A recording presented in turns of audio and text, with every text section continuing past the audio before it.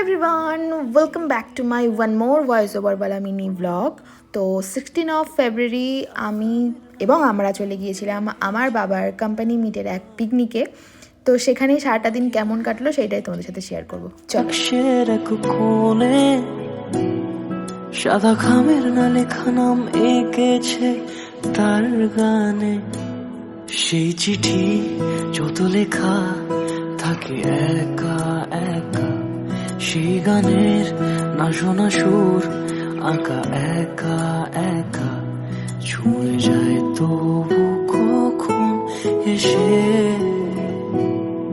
যদি বলি সে সবই তোমারই, একা চিঠি একা একা, যদি বলি সে সবই তোমারই,